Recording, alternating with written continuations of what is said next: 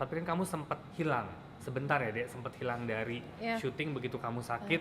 Itu kamu apa ya? Apakah kamu emang meditasi, berobat segala macam? What you do to heal yourself? Yang mana Selain nih obat. hilangnya?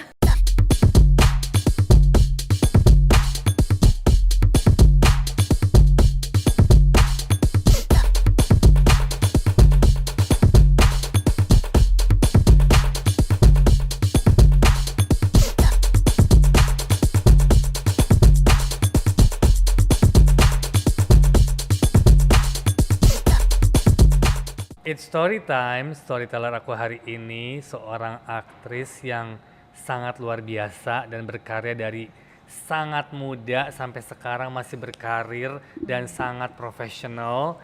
Dia adalah Marshanda. Halo. Hai. Hai guys, Akhirnya. senang sekali aku bisa diajak ke sini. Pasti dong. Dek, kita mau ngobrol-ngobrol nih. Ya, Awal karir Marshanda itu umur berapa ya? aku jujur lupa kalau ditanya itu, tapi kalau nanya-nanya ke tante, karena pertama yang mengajak aku casting untuk agensi iklan, itu tante, terus mama melihat aku senang jadinya setuju, bilangnya 4 tahun.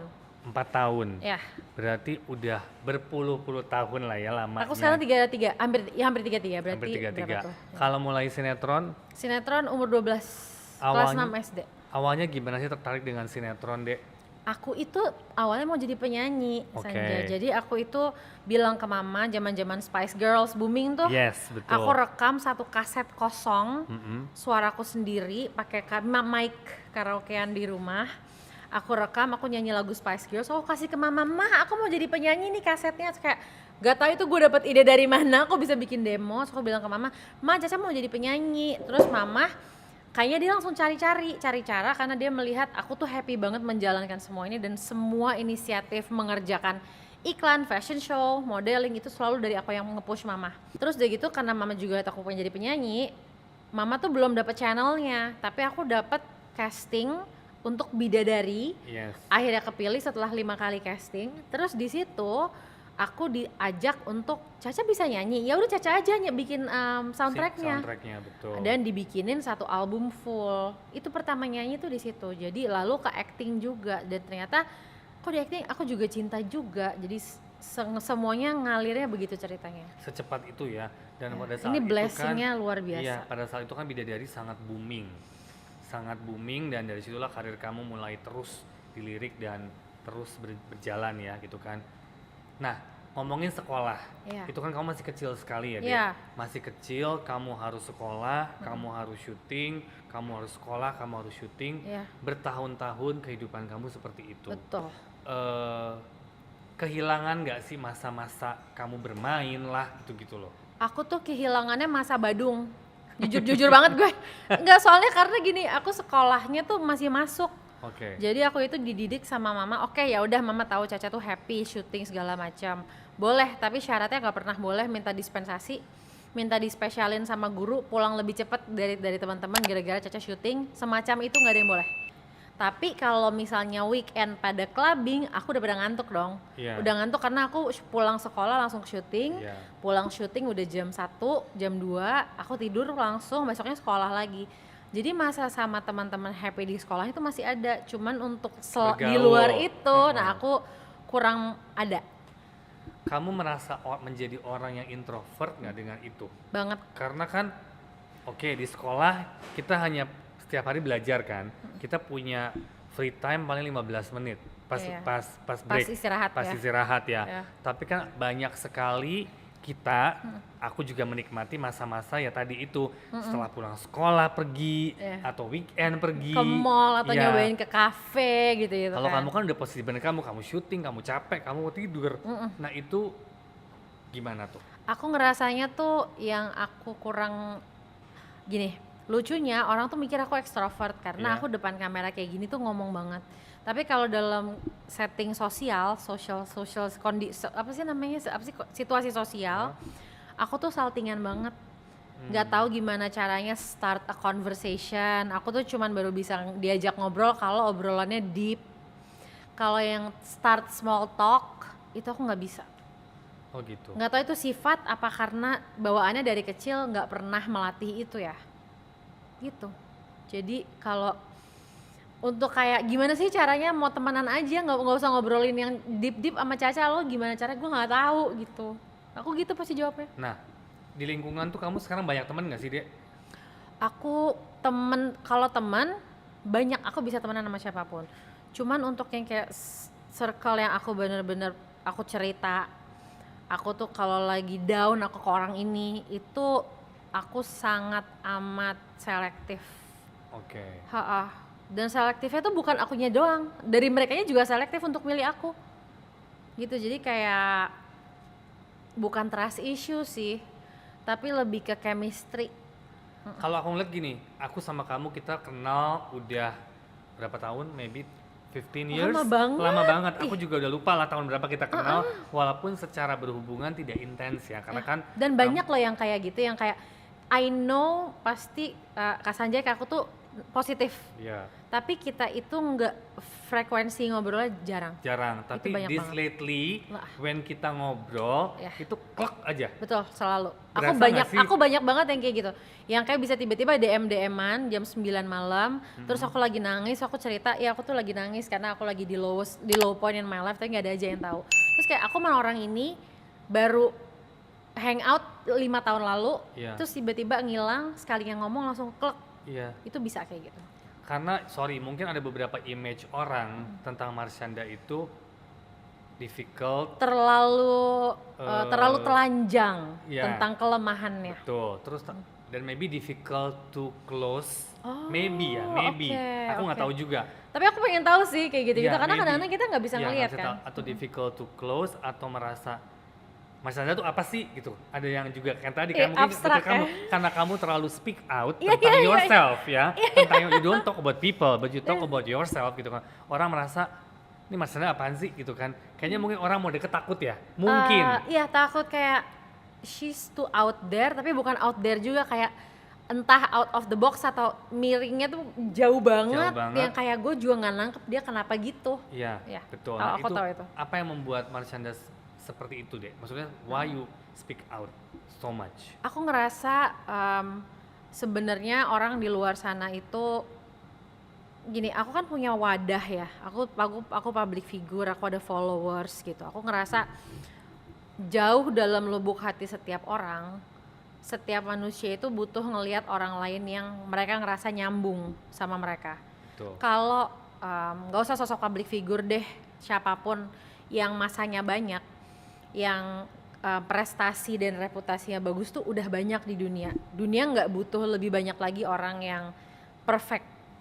Dunia itu butuh lebih banyak orang yang ngaku kalau gue tuh lemah juga. Itu menurut aku aja ya. Kalau orang nggak setuju itu aku hormatin gitu. Nah aku ngerasa I would love to fill in that bukan lowongan kerja ya apa ya. I would love to fill in that position. Dimana aku nunjukin bahwa aku juga punya kelemahan. Kayak contohnya paling baru ya berat badanku yang karena ada bipolar, terus karena perubahan dengan obat-obatan yang bikin aku lebih gemuk. Terus orang juga jadinya tuh aku hubungan dengan fans tuh bukan kayak nggak ada gap. Aku tuh dengan fans aku tuh nggak ngefans sama aku. Fansku tuh ngeliat aku kayak orang yang gue kalau cerita sama dia, gue tuh akan percaya sama dia dan gue akan denger omongan dia karena dia. Contoh ekstrim ya. Ada yang bilang kayak, Cak, gue itu udah capek sama hidup gue, tapi gue ngeliat lo jalanin hidup lo, gue jadi berhenti niat mau bunuh diri. Nah, itu yang aku cari tuh itu. Dan aku ngerasa itu semua datang dari hal-hal titik terendah dalam hidup aku. Balik tadi kamu mention soal bipolar ya. Awal mula kamu tahu kamu bipolar tuh umur berapa? 20. What you feel? Kalau umur 17 ada lagi, ada major depression. Ini semua oleh psikiater terdiagnosanya. Kalau 20 itu bipolar juga. Nah kalau yang umur 20 aku tuh gak tidur 2 minggu. 2 minggu aku awake. Sampai temanku bilang, kayak mantanku sih sebenarnya. Dia bilang, gila ya kamu tuh, dia yang tadinya tuh menasehati aku untuk, lo minum obat apa sih tiap malam? Karena dari umur 17 itu aku udah minum obat terus. Oke. Gitu kan. Terus dia kayak, lo minum obat apa sih tiap malam? Lo bisa nggak sih berhenti minum obat itu? Karena kayak feeling gue lo nggak bener deh karena obat itu. Terus aku juga nge-trace ke mama nggak mau ngomongin. Karena mama tahu kalau if I know that it's for depression, aku pasti nggak akan terima, aku akan denial. Padahal kenyataannya, aku tuh kalau nggak minum obat-obatan itu, aku tuh gampang over excited. Kalau aku kerja nih, misalnya aku manggung, kan misalnya manggung cuman bentar loh. Misalnya manggung di acara off air atau acara on air apa, and I was performing great, atau aku syuting and I did a great job, aku tuh bisa nggak tidur sampai jam 4 pagi karena aku excited. The day before. Misalnya pagi dan siangnya tuh aku do a great job. Malamnya sesudahnya aku tuh over happy karena bersyukur, karena cinta banget sama hidupku dan my achievement. Aku tuh sampai nggak tidur sampai jam 5 pagi dan itu happen a lot. Makanya aku umur 17 dibawa ke psikiater, sampai umur 20 berkembang jadi bipolar. Dan umur 20 itu temanku bilang, lo coba deh tanya suruh asisten deh bawa obatnya ke apotik, tanya itu buat apa. Pas aku tahu, aku langsung kayak gila, gue ngerasa dihianatin banget. Gue kan gak kenapa-napa, kok gue dianggap orang gila. Aku ngerasa gitu, aku coba stop. Nah pas aku stop, ini kan obat-obatan yang gak boleh, stopnya tuh mendadak. Dari situlah aku gak tidur 2 minggu, terus berkembang jadi sesuatu yang akhirnya ya I just have to live with this condition. Dan ini tuh sesuatu yang antara dua, bisa menjadi kehancuran aku atau aku tetap bisa berkarya dan jadi manusia yang berfungsi di tengah-tengah adanya keterbatasan itu gitu. Ini kan bukan momen-momen yang gampang ya Dek, untuk bisa melawan semua anxiety kamu, melawan yourself, kasarnya seperti itu kan. So ya benar tadi kamu bilang, ada orang mungkin yang mengira kamu gila, ya kan? Ada kan, pasti kamu juga mendengar kan gitu kan.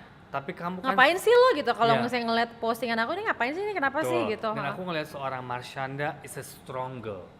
You are very strong, you are fighter, ya kan? Kamu berkarya, kamu syuting juga profesional. Aku nggak pernah mendengar kamu bermasalah lah kasarnya gitu kan. Tapi kan kamu sempat hilang sebentar ya Dek, sempat hilang dari syuting begitu kamu sakit. Itu kamu apa ya, apakah kamu emang meditasi, berobat segala macam, what you do to heal yourself?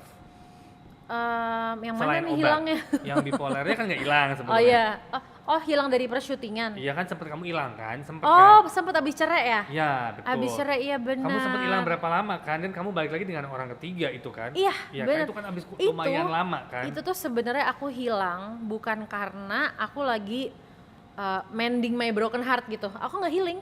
Aku tuh hilang karena aku ngerasa aku nggak pantas bahagia. Aku tuh hilang karena aku ngerasa emang, Cak, lo tuh udah kehilangan hak asuh anak lo. Terus lo sebagai ibu, lo ngerasa, lo gini deh, Cak, lo ngaca, lo tinggal seatap aja sama anak lo enggak. Lo mandiin anak lo aja pagi-pagi gak pernah. Lo nganter dia sekolah, menjemput dia sekolah gak pernah. Terus lo pengen berprestasi, lo pengen berkarya, lo pengen syuting. Lo pikir lo punya hak? Enggak. Aku tuh ada suara gitu di kepalaku. Makanya sampai ada manajer yang mau approach aku tuh juga pada susah, karena dari aku juga udah terlalu sakit hatinya tuh itu banget gitu. Itu sebenarnya penyebabnya. Jadi dari akunya yang ketika OK3 mulai pun aku masih ada sisa-sisa perasaan itu, tapi aku cerita. Aku inget banget aku cerita ke Mbak Nunu Datau. Aku ngerasa gitu. Terus dia bilang, "Nggak boleh kamu ngerasa gitu, saya nggak apa-apa tahu." Terus aku cerita ke Ronaldo Stockhorst bilang, "Cak, lo tau gak, gue itu sekarang syuting kayak gini nih, gue ketemu anak gue cuma weekend kok, kalau kita break, terus udah gitu pas weekend gue nya capek, gue nya pengen tidur tapi anak gue pengen main sama gue, jadi lo tuh gak seburuk-buruk itu amat." Jadi aku jadi ngerasa kayak, Cak, emang lo punya alasan yang banyak buat ngerasa lo hidupnya miserable, tapi orang lain juga punya suffering juga loh gitu. Jadi aku bisa antara kayak ngerasa the world revolves around me, atau ngerasa kayak lo tuh nggak spesial, semua orang juga punya masalah. Nah, untuk memberanikan diri dan untuk to build yourself again, itu what did you do? Jalan terus aja tanpa tahu, tanpa punya maps. Aku tuh selalu ngerasa hidup aku tuh kayak aku berharap ada yang ngasih guidance. Itu rahasia aku dari dulu, kayak aku tuh berharap aku tuh punya mama papa yang lengkap, tapi aku nggak punya itu. Aku berharap kayak punya orang tua yang hidup tuh ini boleh, ini nggak boleh. Tapi aku nggak pernah dapet itu. Mama tuh bukan tipe yang ngomong nasehatin, dia tuh tipe yang ngasih contoh dengan action. Itu nggak gampang loh. Kita belajar kayak gitu, tapi itu manfaatnya gede banget. Maksudnya kalau kita mampu mempelajari. Terus yang aku lakuin cuman ya aku nggak tahu, tapi yang aku tahu hanyalah ini gila sih, karena ini yang ngomong adalah orang yang salah satu orang yang aku look up to in my life, tapi dia udah lagi menghilang dari hidupku sekarang, dan dia bilang it's not about trusting the unknown, it's about mastering the unknown. Jadi kayak the unknown tuh udah bukan lo trust lagi, tapi lo udah master the unknown. Dan itu kata-kata yang luar biasa. Oh wow banget sih itu. Tadi sempat kamu mention soal anak yang kamu jarang bertemu. Ya. Sekarang dia di mana deh? Di rumahnya Ben dan Ines. Tapi kamu ada kesempatan berjumpa atau? Ada banget. Sekarang, Ben sama Ines tuh, Ben tuh nggak pernah dendam sama aku. Aku sempat juga beberapa kali lah ngomong dari hati ke hati sama Ben. Aku sampai ngerasa kayak aku tuh tahu aku yang dulu aku yang mau cerai. Jadi aku tuh nyakitin kamu, dan aku ngerti kalau kamu tuh, aku tuh sempat mikir kayak dia tuh pengen balas dendam sama aku, tapi dia bilang bahwa aku tuh sama sekali gak dendam sama kamu. Terus aku sama Ines tuh care kalau kamu ada masalah-masalah apa. Ines itu ngedoain kamu tiap malam mau tidur sama Sienna. Jadi kamu jangan pernah berpikir kita tuh pengen ngejauhin kamu dari Sienna. Dan Sienna itu walaupun cuman ketemu kamu tiap weekend, tapi Senin sampai Jumat yang dia bahas itu, kamu sama dia tuh ngapain aja. Jadi tuh sangat suportif banget sebenarnya. Jadi kalau dikira hubungan kita tuh penuh dengan jealousy, keirian dan gitu-gitu tuh nggak ada. Aduh alhamdulillah banget nggak ada sih. Dan jadinya ke Sienna-nya juga itu yang bikin Sienna jadi anak yang bahagia, itu paling penting. Sekarang dia umur berapa deh? 9. Berarti intens kamu bertemu tetap, telepon pun tetap iya, ada. Iya, telepon, video call pasti, terus ketemu tiap weekend, bisa Sabtu Minggu atau Jumat Sabtu Minggu. Oh that's so good, amazing. Terus kamu kan sekarang decided back to work, kasarnya gitu kan. Marshanda is back. Gitu ya. What did you decide untuk, maksudnya ya sebetulnya ada orang ketiga yang tadi kamu bilang, itu kan lumayan panjang secara sinetron ya. Oke. Ada bukan ke worried ya, ada masalah nggak selama kamu syuting dengan mental health kamu? Oh nggak ada loh, malahan aku ngerasa ih gila ya, dengan aku syuting tuh aku malah jadi ngerasa rasa percaya diri aku tumbuh lebih besar. Karena aku ngerasa gini, walaupun lo punya bipolar, terus ada orang-orang yang ngejulitin, yang rata-rata yang ngejulitin tuh yang nggak syuting sama aku ya, atau yang netizen lah gitu. Tapi lo tuh di lokasi syuting, di tempat kerja tuh pada tahu aslinya Caca tuh gimana, dan aku merasa itu jauh lebih cukup untuk membangun confidence aku. Malah aku jadi ngerasa kayak aku tuh orang yang berguna, aku orang yang pede, dan aku orang yang aku bersyukur banget deh, jadi malah kualitas bersyukur aku lebih besar jadinya karena aku syuting atau nyanyi misalnya gitu. Dan sekarang emang you're planning to just move and do move stuff. on, iya. Kan after itu kan kamu syuting aku film. Aku nggak mau berhenti berkarya. Karena buat aku you have that talent, you're gifted. Salah satu artis yang aku lihat, maksudnya bermain bagus, terus emang dedikasinya juga full. Makanya aku bilang, you're from small, you're born to be an actress gitu kan. Ya maintain di situnya bagus, makanya buat aku kamu tuh luar biasa gitu kan. Aku baru ketemu kamu beberapa kali di Lately ya, kita ngobrol, kita cerita, tapi that energy it's good gitu kan. Aku merasa ini positive energy banget gitu loh. Gila sih, I really appreciate that everything you say, karena it takes a pure heart. Karena jujur ada banyak orang di luar sana mungkin ketakutan to work with you. Mungkin nggak? Iya. Mungkin ya nggak? Iyalah. Karena jujur banyak kok, aku juga ngerti kalau ada yang takut tuh kenapa takutnya, aku tahu juga. Karena sempat ada yang nanya karena aku tuh take risk terus. itu. Terakhir kan kamu juga keluar heboh nih, kamu menghilang di LA. Wah itu headline di mana-mana. Itu apa sih Dek? Boleh sedikit cerita nggak sih? Itu aku bikin bingung. Itu aku belum siap cerita sih, tapi sebenarnya aku nggak hilang. Cuman itu kesalahpahaman yang jadi terlalu besar aja sih. Dan cause a lot of riot yang kayak wah sampai mamaku bingung segala macem gitu-gitu, tapi all good now. Karena kita sempat teleponan before that kan, yes. And then kita berhenti kan. Terus aku sempat mendengar berita itu dan gue yang aduh apa nih gitu Caca, nih, apalagi nih gitu kan. Iya, Awalnya tuh asyik, cuman aku merasa kontennya belum cerita, nih, belum gitu kan. Kontennya aku belum untuk masuk terlalu jauh kan, karena kita sempat yang baru telepon lagi ya, kok nyambung, makanya pas somebody ask me, kok kamu bisa sama Caca, she's fine, gue selalu ngomong gitu. Karena tetap balik lagi, orang mengira kamu gila itu ada loh Dek, maaf loh ya. Gak apa-apa, tapi yang lebih, dan aku tahu juga orang yang lebih takut kerja sama mamaku tuh bukan orang perfilman atau bukan orang perfilman, tapi lebih ke manajer atau musisi-musisi. Itu aku tahu aja, nggak tahu kenapa. Aku bisa ngerasain. Takutnya mereka merasa karena mereka terlalu dekat. Iya. Bukan takut unprofessional, mereka tuh takut aku over dominan dan aku maunya yang mau aku, nggak mau diarahkan. Nggak tahu kenapa tapi. Padahal so far kamu fine kan? Kalau aku syuting kan, misalnya syuting kan aku mau nggak mau pasti ngikutin skenario. Aku pasti mau di direct. Betul. Nggak tahu mungkin emang jalannya masih gitu aja kali ya. Kamu sempat mention juga about tumor. Oh iya. Iya, terus kita kan sempat ngobrol dan kamu bilang kamu lebih prefer dengan healing. Iya. Kamu juga sekarang mengajar, boleh cerita nggak deh? Ini kan untuk memotivasi orang bahwa don't give up on things. Gitu. Aku suka di situ gitu loh. Iya.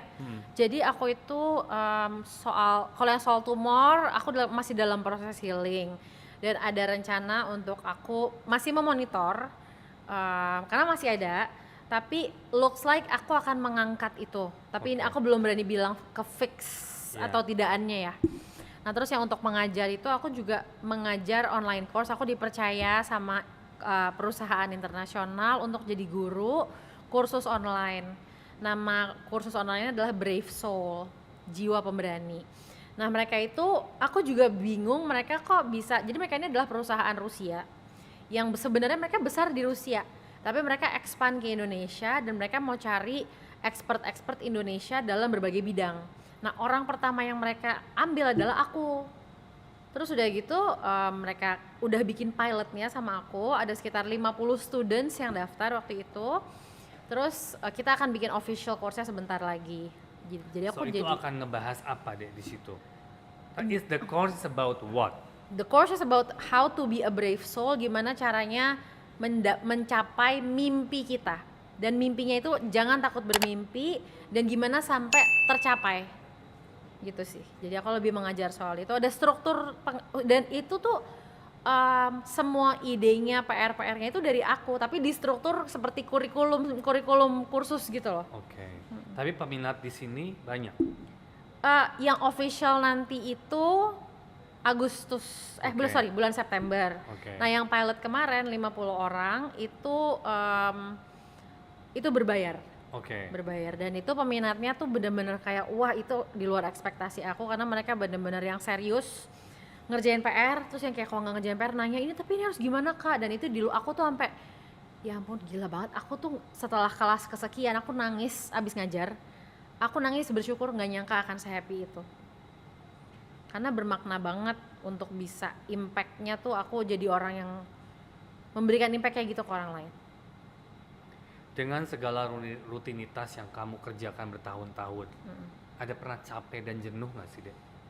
Kalau bilang enggak tuh aneh gak sih? Soalnya nggak pernah. Tapi nggak pernah? Nggak pernah. Lebih pernahnya kalau yang pas aku kehilangan hak asusinya dan ngerasa nggak pantas. Tapi kalau capek dan jenuh nggak pernah. Dalam pekerjaan? Never. Love the job I love what I do so much dan aku tuh nggak pernah ngerasa related sama kayak kan ada pernah artis lain deket sama aku, terus aku ngeliat dia ngomong kayak gue pengen quit dari jadi artis karena dunia ini tuh jahat banget, dunia entertainment tuh jahat, kalau lagi down tuh gue tuh down banget.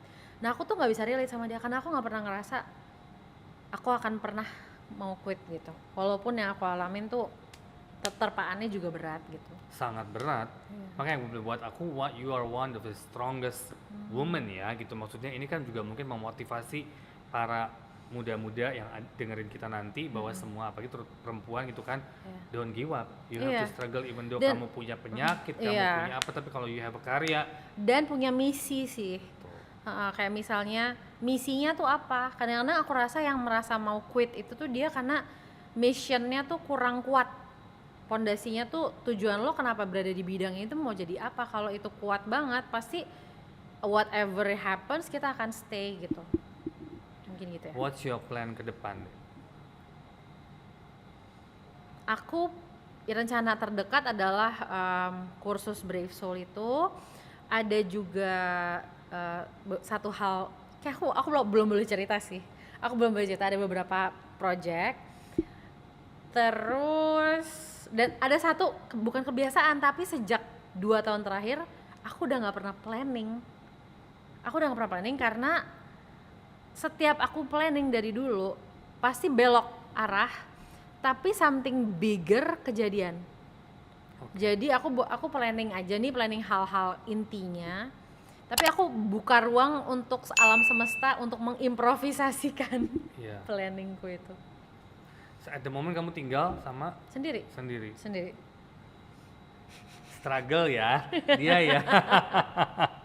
Tapi hebat sih dia, maksudnya kamu ya mungkin bisa memotivasi orang dengan segala hal lika-liku hidup kamu. Benar, kamu masih banyak orang di sana mungkin yang juga struggling juga, suffering juga banyak gitu loh. Tapi kan bagaimana cara kita healing ourselves. Oh ya tadi healing, kamu ngomongin healing, you are trying to do healing yourself. Gimana sih Dek? Mungkin orang juga pengen dengar karena kan nggak gampang loh. Gimana ya, banyak banget sih caraku untuk heal myself itu. Maksudnya kayak detail-detailnya gitu. Ya secara luas aja. To mentally, to body, karena kamu kan bilang aku tuh gini, healing terampuh aku adalah be okay ketika aku lagi hancur. Karena kadang semua orang tuh ada masa-masa hancurnya, tapi nggak semua orang mau mengizinkan dirinya merasakan kehancuran yang rasanya tuh pahit banget. Nah kalau cara aku healing adalah aku kunyah itu pahit itu, aku biarin dia sampai masuk, aku cerna, dan itu rasanya tuh benar-benar kayak oh man, gila banget, jijik, benci banget, tapi akhirnya aku cuma nangis. Aku nggak menyakiti diri sendiri, aku nggak pernah kan. Aku cuma udah ujung-ujungnya cuma nangis, tapi rasanya sakit banget di hati. Tapi aku tahu ini nangis yang diperlukan, karena aku kemarin beberapa waktu lalu lagi di lowest point itu gitu, yang tadi aku bilang aku belum siap cerita gitu. Tapi aku ngerasa berduka kan bagian dari healing bagian dari mengakui kepahitan kita itu kan. Jadi ya aku mengaku aja, jangan denial, karena banyak banget semua orang yang broken tapi kebanyakan orang denial, nggak mau ngaku kalau dia sakit dengan cara apapun ya, belanja kebanyakan, nonton YouTube kebanyakan, makan kebanyakan, atau adiksi macam-macam. Adiksi itu nggak cuman